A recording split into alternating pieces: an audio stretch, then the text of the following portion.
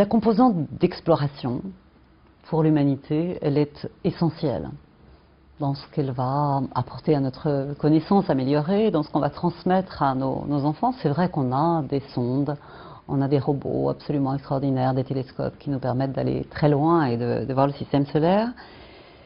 Mais en tant qu'astronaute, ce que je ressens quand je suis sur les estrades, quand je parle des missions spatiales que j'ai faites ou des projets pour l'avenir, c'est vrai qu'on sent qu'il y a besoin, quelque part, pour chacun des êtres humains, de sentir une expérience humaine réelle d'une mission.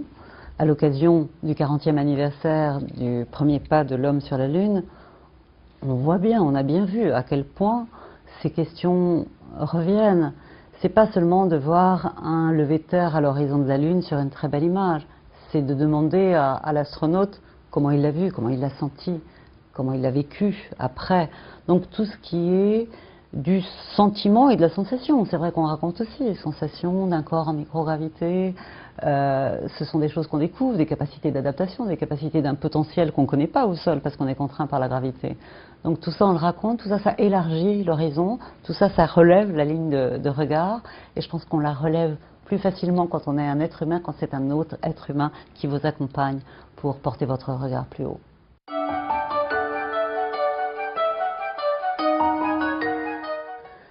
Alors, tout est complémentaire, mais je dirais que ce n'est pas le même niveau d'impact. On acquiert de la connaissance avec des très belles images, avec du progrès par des sondes. On acquiert plus que de la connaissance en faisant participer l'homme à cette aventure d'exploration. Plus de connaissance, c'est une véritable conscience, c'est une représentation de ce qui est en l'homme, de sa capacité à découvrir. Alors les étapes à venir aujourd'hui, on parle de nouveau d'un retour des hommes sur la Lune. C'est vrai que sur la Lune, les hommes ils sont venus très tôt, entre 69 et 73, et puis depuis, on a fait de l'orbite basse. Maintenant, on est à une étape de se dire, il faut aller au-delà, poursuivre cette aventure avec sa composante humaine. Je ne sais pas dire les dates.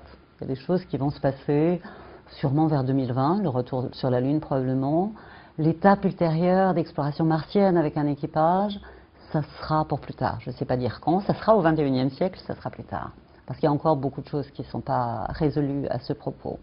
C'est une aventure de l'humanité, c'est-à-dire que c'est l'humanité dans sa diversité des cultures et des techniques. Et moi j'ai vécu la Station Spatiale Internationale comme une merveilleuse expérience et réalisation de partenariats internationaux réussis, de coopération. Et je dirais qu'on n'a presque que cet exemple-là. Les missions lunaires et les missions martiennes potentielles, ça sera là aussi un partenariat mondial avec des ensembles d'équipes qui vont participer.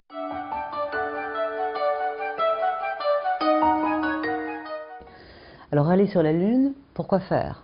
Il y a des objectifs qui sont des objectifs scientifiques, complémentaires à ceux que certaines sondes peuvent avoir apportés. Et puis il y a des objectifs qui sont des objectifs effectivement de préparation des étapes postérieures, ultérieures de l'aventure humaine. Construire un habitat, avoir un écosystème qui fonctionne, avoir des capacités à se déplacer pour avoir des prélèvements, des zones très, très précises de travail scientifique. Tout ça, il faut le préparer pour les étapes ultérieures. Et c'est vrai que la Lune est une bonne plateforme de préparation des étapes, de mise en place éventuellement d'extraction de ressources pour mieux gérer les ressources qui sont nécessaires à une mission lointaine. Donc ça pour préparer la suite. En travaillant sur ces éléments-là, avec l'homme dans la boucle, l'homme sur place, on va acquérir aussi de l'expertise pour gérer notre propre planète.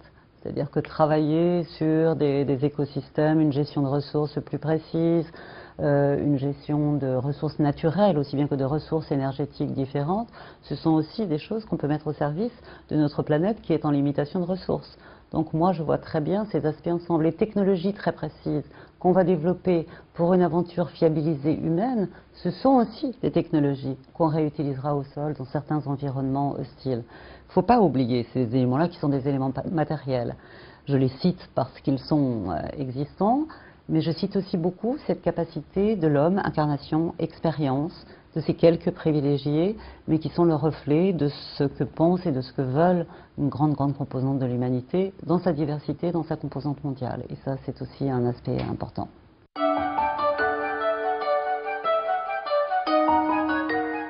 Une mission habitée vers Mars, c'est quelque chose de très très différent de tout ce qui a pu être réalisé pour l'instant en mission habitée.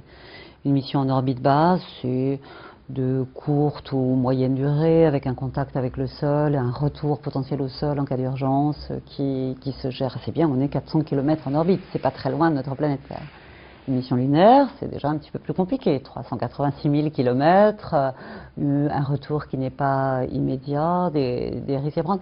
Mais on l'a fait, on peut le refaire, et donc on connaît beaucoup des paramètres. La mission martienne, il y a beaucoup de choses qu'on ne connaît pas suffisamment. Déjà savoir que c'est une mission au moins sur 18 mois, 6 mois de voyage, quelques mois de séjour sur la planète et un retour qu'on ne peut pas dicter à un moment donné en cas d'urgence, parce qu'on suit des trajectoires qui sont liées à la mécanique céleste et qui ne sont pas contrôlables aussi facilement.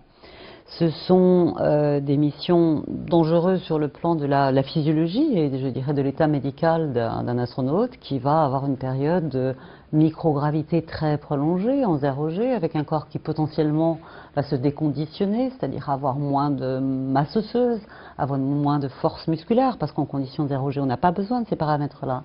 Un déconditionnement cardiovasculaire et respiratoire potentiellement. Ça, jusqu'à présent, on le gérait pour des voyages courts, avec une arrivée dans une station spatiale. Gérer ça sur 6 mois avec une arrivée sur une planète où vous allez devoir construire un habitat, vous déplacer dans un rover, vous allez être des exécutants vraiment actifs et qui doivent être en forme dès le départ. Il y a quand même encore beaucoup de ces éléments physiologiques qui ne sont pas tout à fait maîtrisés.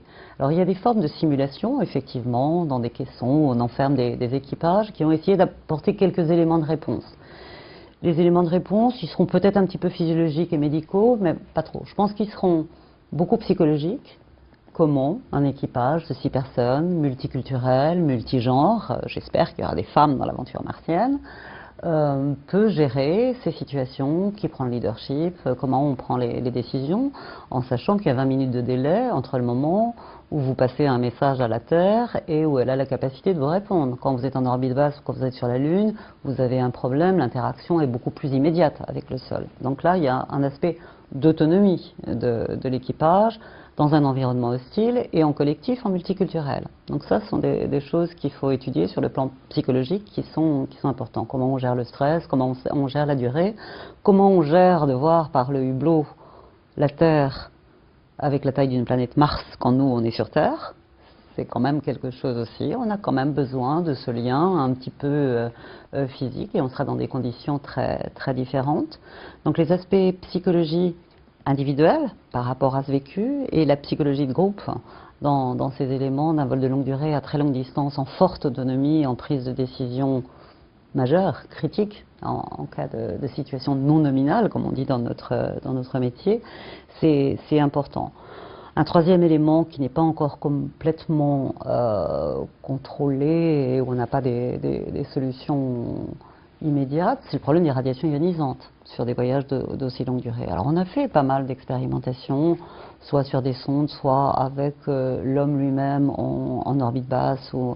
Et on sait que la situation d'un voyage martien est quand même une situation différente, avec moins de protection par rapport à la magnétosphère, aux ceintures de Van Allen. C'est quand même des choses un petit peu différentes.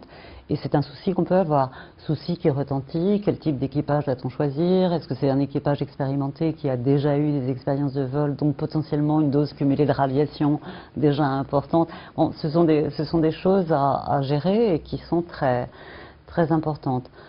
Alors, ça, ce sont des conditions physiologiques, psychologiques et médicales avec les radiations ionisantes. Alors, on essaie par des moyens techniques d'y apporter des réponses. Peut-on changer le mode de propulsion pour que le voyage soit moins long?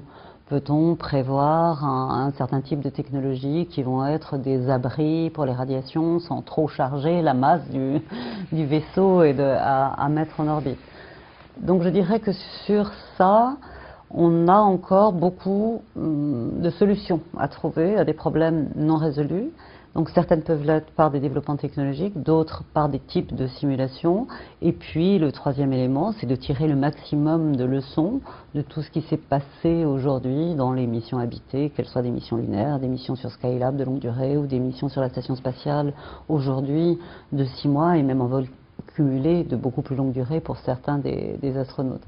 Mais les conditions de réalisation de la mission seront très très différentes. C'est un problème intéressant, c'est un problème non résolu. Je crois que c'est un problème essentiel pour l'humanité.